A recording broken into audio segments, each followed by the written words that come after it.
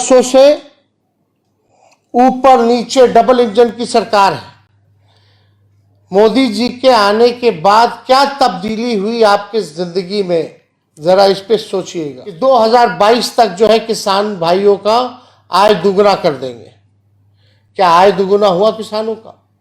किसान जो है आंदोलन कर रहे हैं, लेकिन मोदी जी के पास समय नहीं है उनसे बात करने की। क्या आपका पटना या बिहार में जो चुने गए थे स्मार्ट सिटी के नाम पर, क्या वो शहर स्मार्ट बने? नमस्कार, न्यूज फाउंडेशन देख रहे हैं और मैं हूं आपके साथ रंजन सिंह। 2024 लोकसभा चुनाव का कहा जाए कि आगाज हो चुका है। 19 तारीख को पहला चरण है। इस बीच तेजस्वी यादव का बड़ा बयान सामने आया है। 2014 और 2019 के इलेक्शन का जो सीट आया, उस दरमियान उनका जो सीट आया एनडीए का, उस सीट को लेकर तेजस्वी यादव ने पूछा है जनता से और यह कहा है कि आपको सोचना चाहिए कि आखिरकार इन 10 साल में आपका क्या हुआ, आपके गांव का क्या हुआ, आपके परिवार का कितना विकास हुआ, ये आपको सोचना चाहिए। दरअसल एनडीए 2014 में कुल 33 सीटें जीती थी और बात की जाए 19 में, तो वहां पर 19 में बिहार में जो है एनडीए ने 39 सीटें जीती थी।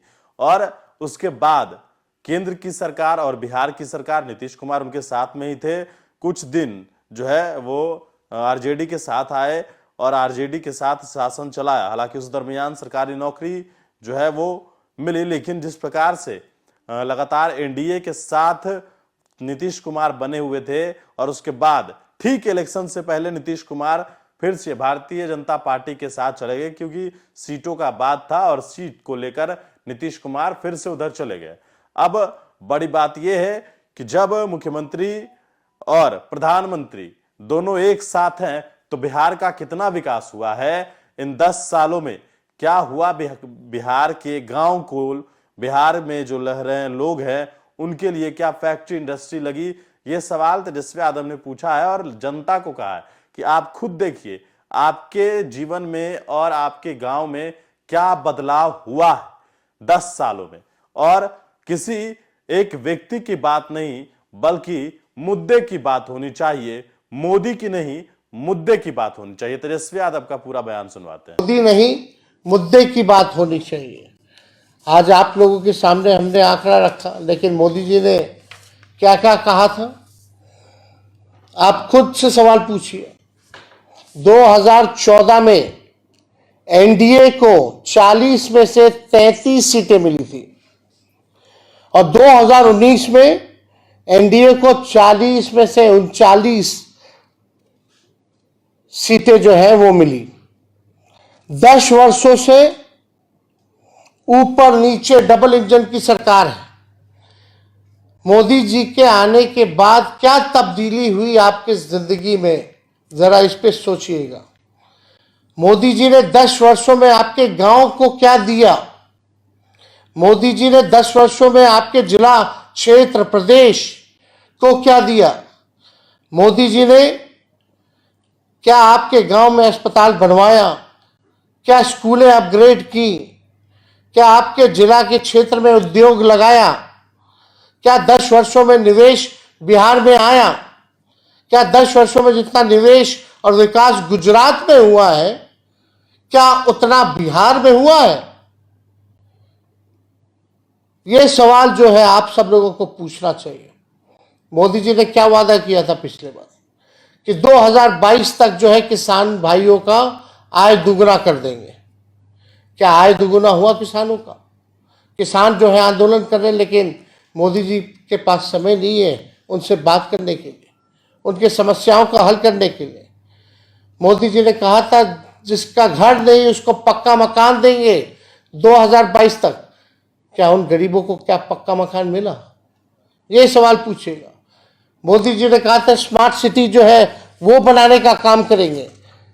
क्या आपका पटना या बिहार में जो चुने गए थे स्मार्ट सिटी के नाम पर, क्या वो शहर स्मार्ट बने?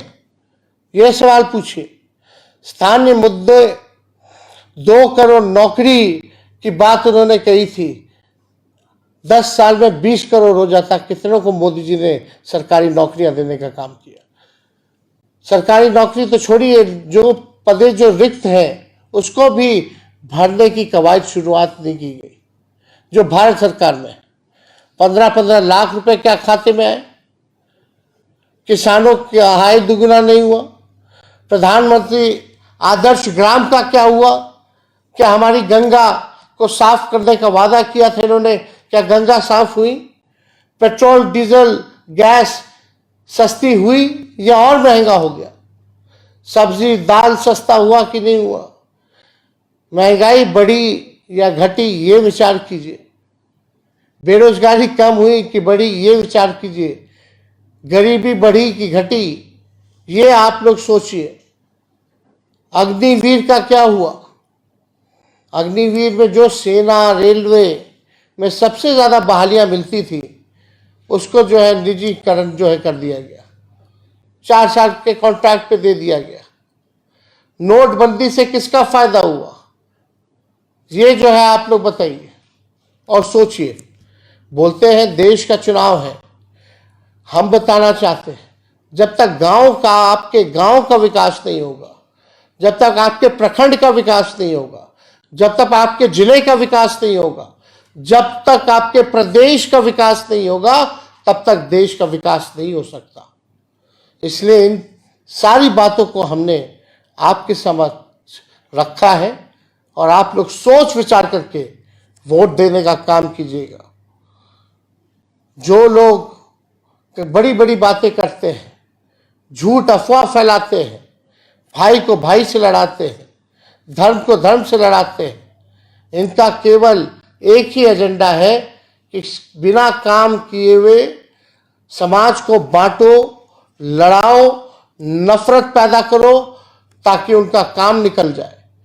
लेकिन आप सब लोग, बिहार के लोगों से अपील है, आप सब होशियार लोग हो, सामाजिक राजनीतिक तौर पर आप लोग काफ़ी मजबूत हैं, इनके छलावे में नहीं आना है। इन्हीं चंद शब्दों के साथ आप सब लोगों का फेसबुक पर हम स्वागत करते हैं और आप लोगों का धन्यवाद करते हैं। फिर बीच बीच में आप लोगों के बीच आकर के अपनी बात को हम रखेंगे। आप सब लोगों को बहुत बहुत धन्यवाद आज जुड़ने के लिए।